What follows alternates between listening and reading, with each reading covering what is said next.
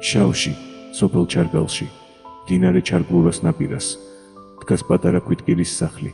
სწორედ ამ სახლში 1861 წლის 14 ივლისს დაიბადა ლუკა რაზიკაშვილი, რომელსაც ჩვენ ვაჟა-ფშაველას ფსევდონიმით ვიცნობთ. თუმცა ვაჟა-ფშაველა თავის დაბადების თარიღად 1862 წლის 15 მაისს მიიჩნევდა. ამის მიუხედავად, დღემდე მის ბიოგრაფიაში დამკვიდრებულია სხვა თარიღი, 1861 წლის 14 ივლისი. სანამ ვიდეოს გავაგრძელებ, მინდა გთხოვოთ, რომ გამოიწეროთ არხი, რადგან ამით დამეხმარებით, რომ მეტი მოტივაციით გავაგრძელო საინტერესო ვიდეოების შექმნა. ვაჟა დაიბადა წყვილშვილიან ოჯახში.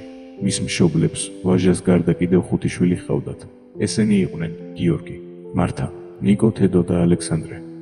ვაჟა 8 წლამდე სოფელში იზრდებოდა. ვაჟა-ფშაველას მამა, პავლე რაზიკაშვილი, სასულიერო პირი იყო. დედა კი ბარბალე, იგივე გულქან, ფხიკელაშვილი გახლდათ. ვაჟა-ფშაველა თავის ავტობიოგრაფიულ ნაშრომში მშობლებზე წერდა: მე ვარ წმინდა ფშაველი ჩამომავლობით, როგორც დედით ისე მამით. დედაჩემი იყო იურელი ქალი, სოფელ სხლოვნიდან, ფხიკლიან გვარისა, ღვიძლი ბიძა დედაჩემისა. მას პარასკევა ერქვა. პირველი მოლექსე ყოფილა ფშავში. იმან შექმნა სატირული ლექსები და დღესაც ყველა ფშაველი იმის ანგზე ლექსობს. საუბედუროდ წერა-კითხვა სრულიად არ სცოდნია, რომ ქაღალდის წყალობით შენახული იყო მისი ნაწარმოებები.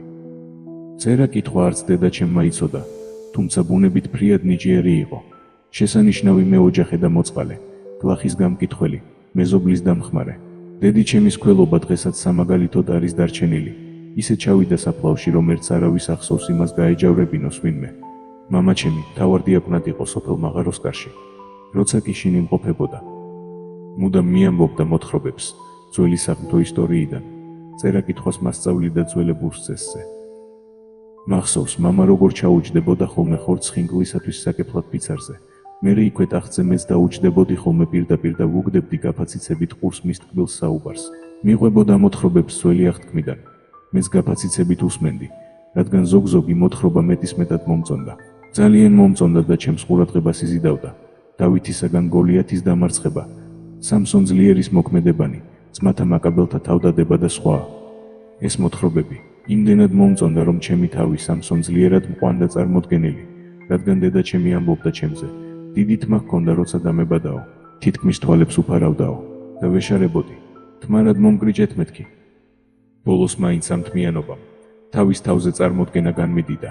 რაღაც არაჩვეულებრივ ადამიანად მომაჩვენა ჩემი თავი და დამისახა არაჩვეულებრივი მომავალი. ვაჟა-ფშაველას ძმებიც, ნიკო, იგივე ბაჩანა და თედო რაზიკაშვილები, ცნობილი მწერლები გახდნენ. ასე იზრდებოდა ვაჟა სოფელში 8 წლამდე. 8 წლისაკი თელავის სასულიერო სასწავლებელში მიაბარეს. სწავლობდა თელავის სასულიერო სასწავლებელში 1867 და 1869 წლებში. თელავის სასწავლებელში მიღებული ცოდნამისთვის საკმარისი არ აღმოჩნდა. ასევე ამ პერიოდში სწავლობდა თბილისის სამასწავლებლო ინსტიტუტთან არსებულ ორკლასიან სამოქალაქო სასწავლებელში. სწორედ ამ მიზეზითვე ვეღარ განაგრძო სწავლა თბილისის სამასწავლებლო ინსტიტუტშიც და გორის საოსტატო სემინარიაში შევიდა. 1879 წლიდან კი გორის სამასწავლებლო საოსტატო სემინარიაში, რომელიც 1882 წელს დაამთავრა, აქ ვაჟა გულმოდგინედ სწავლობდა. სემინარიაში სტუდენტები ხელნაწერ ჟურნალ „რიჟრაშს“ გამოსცემდნენ. ვაჟა-ფშაველა ამ გამომცემლობის აქტიური თანამშრომელი და ერთ-ერთი ხელმძღვანელი იყო. სიმართლის მაძიებლის თანდაყოლილმა მოწოდებამ ვაჟა-ფშაველა გორის ხალხოსანთა წრესთან დააახლოვა. ერთხანს მასწავლებლობდა კიდეც სოფელ აკნისხევში, დღევანდელი ტოლაან სოფელში, რომელიც თიანეთში მდებარეობს. მალე მისი თარგმანები და ლექსები გაზეთ დროებასა და ჟურნალ იმედში გამოჩნდა. ამ დროს იგი მასწავლებლად მუშაობდა. შემდეგ კი 1883 და 1884 წლებში პეტერბურგში გაემგზავრა და თავისუფალ მსმენელად შევიდა უნივერსიტეტში, იურიდიულ ფაკულტეტზე. ექვთიმე თაყაიშვილი ვაჟას სტუდენტობის შესახებ მოგონებებში წერდა: ვაჟა-ფშაველა, მე პირველად გავიცანი პეტერბურგში. როდესაც უნივერსიტეტში შევედი, ის მოვიდა თავისუფალ მსმენელად და ესწრებოდა ქართველი სტუდენტების სხდომას სათვისტომო საკითხების შესახებ. ვაჟამ ფშავ ხევსურეთის სახალხო პოეზიიდან აუარება ლექსი იცოდა ზეპირად. არავითარი რვეული ან წერილობითი საბუთები ხელში არ ჰქონია. ყველანი მართლა განცვიფრებულები ვიყავით, როგორ შეეძლო ამდენი ლექსის ზეპირად დამახსოვრება. მაგრამ იქაც დიდხანს არ უსწავლია. ლუკა რაზიკაშვილმა ფსევდონიმი ვაჟა-ფშაველა სწორედ პეტერბურგში შეიძინა, სადაც 22 წლის ასაკში სწავლის გასაგრძელებლად იმყოფებოდა. ხელმოკლეობის გამო ერთ წელიწადში უკანვე დაბრუნდა. ვაჟა-ფშაველა მას თუშმა მეგობარმა შეარქვა, რადგან ფშავ-ხევსურეთში ვაჟა-კარგვიჩს ანუ ვაჟკაცს ნიშნავდა. საბოლოო ჯამში ვაჟა ერთ წელიწადში სამშობლოში დაბრუნდა და რამდენიმე წელიწადს მუშაობდა ჯერ ოთარაშენში, ამილახვარის ოჯახში შინამასწავლებლად, შემდეგ კი დიდი თონეთის სოფლის სკოლაში. სწორედ აქ გაიცნო ამილახვის უკანონო შვილი, დაქვრივებული კეკე და შეუყვარდა. კეკეს დედის გვარი ნებიერიძე ჰქონდა, რადგან იმ პერიოდში უკანონო ქორწინებაში დაბადებულ ბავშვებს არ ეძლეოდათ მამის გვარი. ვაჟა კეკეზე დაქორწინდა და 4 შვილი შეეძინათ. კეკე მეხუთე შვილზე მშობიარობას გადაჰყვა. ცოლის გარდაცვალების შემდეგ ვაჟას ბავშვების აღზრდაში მისი ძმის ცოლი ეხმარებოდა, მაგრამ მწერალს მეორე ცოლის მოყვანას ყველა ურჩევდა. მეორე ცოლის მოყვანისას ვაჟამ ქალის მამას ხელშეკრულება დაუდო, სადაც ეწერა, რომ ქალი მას ხასად მოჰყავდა, მაგრამ ხასა არ ნიშნავდა საყვარელს. ვაჟა დააკვირდებოდა თამარს, როგორ გაართმევდა თავს შვილების და ოჯახის მოვლას და ამის შემდეგ გადაწყვეტდა მასზე დაქორწინებას. 1888 წლიდან ჩარგალში ცხოვრობდა, სხვა გლეხებივით ხნავდა მიწას, ული და საქონელს და ნადირობდა. ვაჟას ცვილშვილი ჰყავდა და ლუკმაპურის საშოვნელად დიდი ჯაფის გაწევა უხდებოდა. იგი ბევრს შრომობდა, მაგრამ გაჭირვებას თავს მაინც ვერ აღწევდა. ვაჟა-ფშაველა მთის ხალხში დიდი გავლენით სარგებლობდა. ის ძირითადად მთაში ცხოვრობდა და იშვიათად თუ ჩადიოდა ბარად. ვაჟას მამა იშვიათი ნიჭის პატრონი კაცი ყოფილა. ის მჭერმეტყველი, ცნობის მოყვარე და მწიგნობარი კაცი იყო. მას თვითონ შეუსწავლია წერა-კითხვა და მღვდელი გამხდარა. სწორედ მამამ ჩაუნერგა შვილებს წიგნის სიყვარული, უამბობდა დავით აღმაშენებელზე, ქართველ და უცხოელ გმირებზე, აყვარებდა ვეფხისტყაოსანს და სახელოვან თანამედროვე პოეტებს. მანვე ჩაუნერგა შვილებს სასულიერო წიგნებისადმი სიყვარული. ვაჟა-ფშაველა თავად იგონებდა, როგორ სულ განაბული უსმენდა მამის ტკბილ საუბარს, როდესაც იგი საღვთო ისტორიიდან უამბობდა. დედა კი საგმირო ამბებს, ფშაურთქმულებებსა და ლექსებსაც ცნობდა. დედის წყალობით ვაჟამ უამრავი ხალხური ლექსი იცოდა ზეპირად, ისე რომ ყველას უყვირდა, ერთი ადამიანი როგორ ახერხებდა ამდენი ლექსის დამახსოვრებას. ასევე ვაჟას ძალიან უყვარდა ლექსების წერა. სწორედ ფშავში, ფშაური ზამთრის გრძელ ღამეებში დაიწერა და იქმნებოდა მისი გენიალური პოემები, მოთხრობები და ლექსები. ვაჟა-ფშაველას შემოქმედება ხალხს ძლიერ უყვარდა. იგი მიუწვევიათ ქუთაისში, გორში, ჭიათურასა და ფოთში. დიდად აფასებდნენ იმდროინდელი გამოჩენილი მოღვაწენიც. ერთხელ ილია ჭავჭავაძეს დიდად აღფრთოვანებით უთქვამს ვაჟაზე. ჩვენ ძველებმა ახლა კალამი უნდა ძირს დავდოთ და გზა ვაჟას უნდა დაუთმოთო. ვაჟა, როდესაც კი თბილისში ჩადიოდა, თავის ნაწერებს ერთჯერელ ხურჯინში ჩააწყობდა და თბილისში ჩასული პირველად ილიასთან შეივლიდა. იმ ხურჯინს იქ დაბერტყავდა. შემდეგ კი ეს მარგალიტები ქართული ჟურნალ-გაზეთების ფურცლებზე აფშყუიალდებოდნენ ხოლმე. ვაჟა არა მარტო ბომბერაზი მწერალი, ბომბერაზი პიროვნებაც იყო. იმდენი ქება, დიდება და მოწონება ესმოდა, მაგრამ იგი ისევ უბრალო, თავმდაბალი ვაჟა იყო, მუდამ გაჭირვებაში მყოფი და ყოველთვის ვაჟკაცურად მებრძოლი ამ გაჭირვებასთან. ვაჟა-ფშაველას არასდროს შეეძლო ერთ საქმეზე კონცენტრირება. როცა მიწას ამუშავებდა, ხშირად ეწვეოდა მუზები, ბევრჯერ შუადღისას ხელიდან ბარი გაუგდია და ლექსი დაუწერია. ვაჟას კეიფი და დროს ტარება ძალიან უყვარდა, ისევე როგორც ღვინო, თუმცა ზომაც იცოდა. შეზარხოშდებოდა თუ არა, წვეთსაც აღარ აკარებდა პირს. ამაში რა თქმა უნდა, ხელს უწყობდა მტკიცენების ყოფა. რასაც იტყოდა, ის უნდა აესრულებინა. ერთი ჩვეულება ჰქონდა ვაჟა-ფშაველას.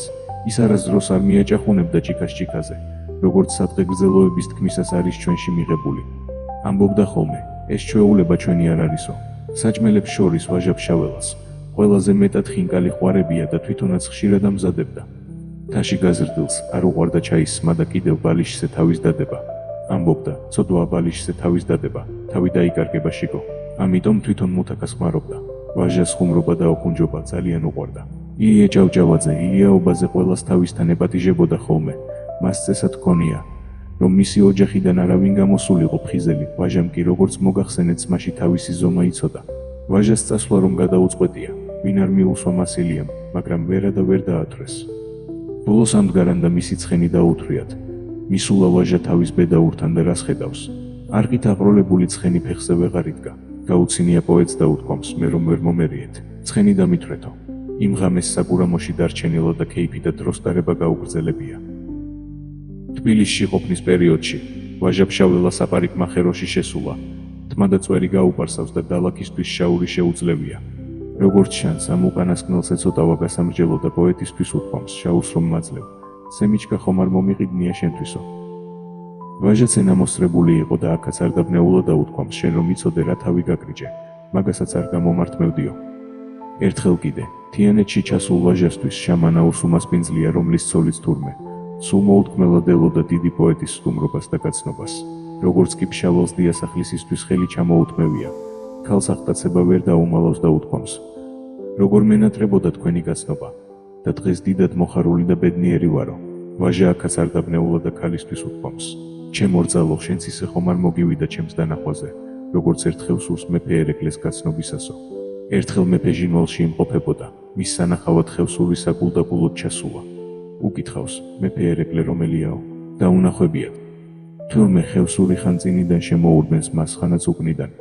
ეს მეფეს შეუნიშნავს და უკითხავს, რა იყო, ხევსურო, რას მსინჯავ, არ მოგწონვარო? ხევსურს თავი გაუქნევია და უპასუხია.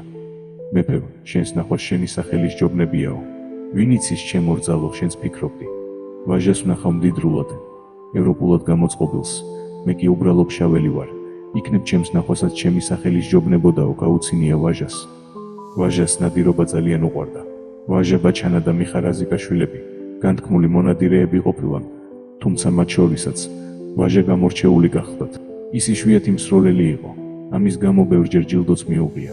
ნადირთა შორის შვილის მოკლას ერიდებოდა, ხოლო თუ სხვის მოკლულს ნახავდა, ძალიან განიცდიდა. ერთხელ ვაჟა ფშაველას მის დაუნებურად შველი მოუკლავს, იხსენებს მიხარაზიკაშვილი და მისი საწოდაობისთვის რომ არ ეცქირნა, იძულებული შეიქნა მეორე დესროლა. ნუკრი არ უნახავს, არც უძებნია, ალბათ იქ ახლოსადმე იდგა, ხოლო ჩვლის რძიანი ძუძუები მოწმობდნენ მის ყოლას. ეს ამბავი ვაჟამ ძალიან განიცადა.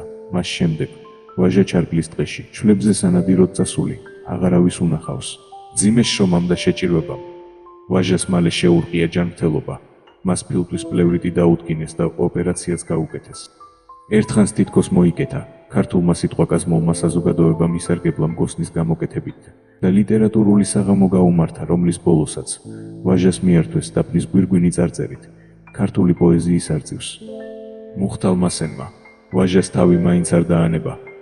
მიუხედავად ექიმთა მცდელობისა, ვეღარ უშველეს 1915 წლის 27 ივლისს ვაჟა ფშაველა გარდაიცვალა.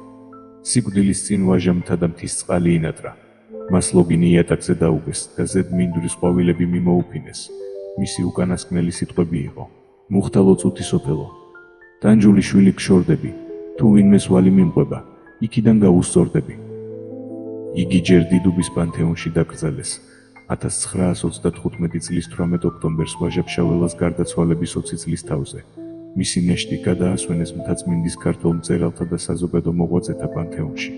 1957 წლამდე დიდუბის პანთეონში იყო გაკეთებული წარწერა, აქ განისვენებდა ვაჟა ფშაველა, ხოლო 1957 წლის 24 მარტს ვაჟას ნასაფლავარში დაკრძალეს მისი მეორე მეუღლე, თამარ გიორგის ასული დიდებაშვილი, რაზიკაშვილისა.